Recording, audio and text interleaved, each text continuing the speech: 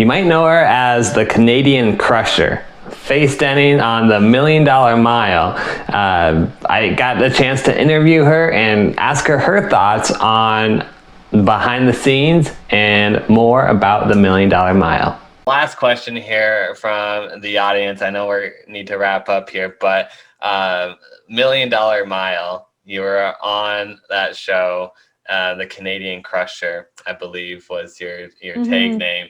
What was your experience there? They're just curious to know a little bit behind the scenes on that. Yeah, it was awesome. It was we were filming in Hollywood. We filmed late at night, in the dark. It was it was we kind of knew the obstacles. It was a lot of learning new skills, on the fly. I was scared because I didn't trust the auto belay. So I had to work with the auto belay guys. They had to pull me aside and I got put in the corner basically. And they're and I had to jump off a ladder and just get used to it catching me. There's a lot of fear elements. I'm just I'm who are these? Where are the engineers? Is everything safe? Who safety tested this? Where's your, I was psycho about all the, I realized I'm just just not really, I had fun with the whole TV experience and I would definitely do it again. But yeah, it was I don't know really what to say about it other than it was a total blast. We all bonded, the group that they had that were the defenders, the 10 of us, we had a complete blast. And then the people that they brought on the show, it was crazy to see. I mean, and not to toot our own horns, but it was crazy to see how good of shape we actually are. To give someone a 2-minute head start in a mile, and then I'm catching them that quickly. Within a half mile. Within a half mile, it's oh wow, I'm a fantastic athlete. But yet, if we would have had an elite level, if we would have had Kipchoge on, and he could have probably chased us all down too. So it's all relative, but it was really evident there's just different levels of fitness for sure.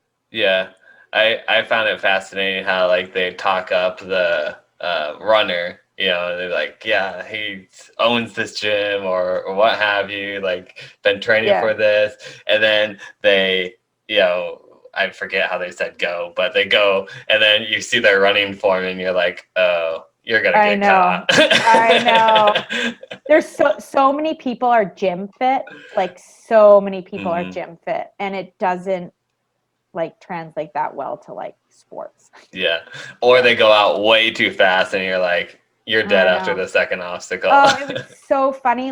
All this pandemic, all the gym guys, obviously in New York City, couldn't go to the gym. So I started seeing all of them come out to Central Park. And there's this one hill, it's about 400-meter hill. So it's up incline. So it takes about 90 seconds if you're sprinting it to the top.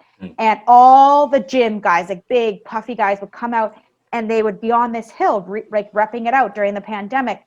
And I just looked at them and I was 90 seconds for you guys is a 5 miles for me. You cannot all out sprint 90 seconds.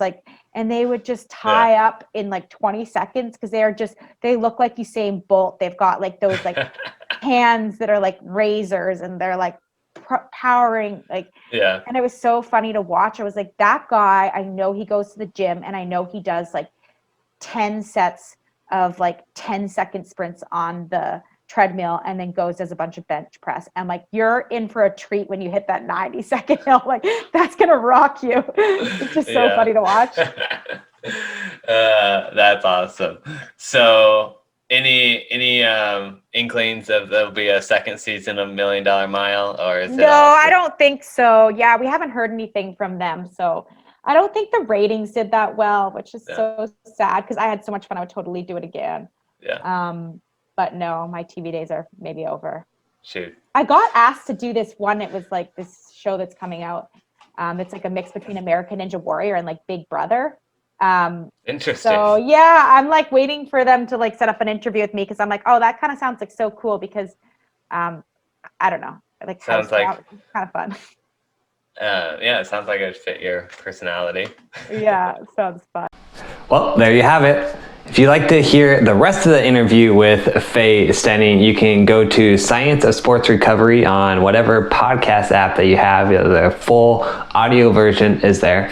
Otherwise, you can subscribe and ring the bell here on YouTube, and we're coming out with more great content every week with top-level athletes and researchers for you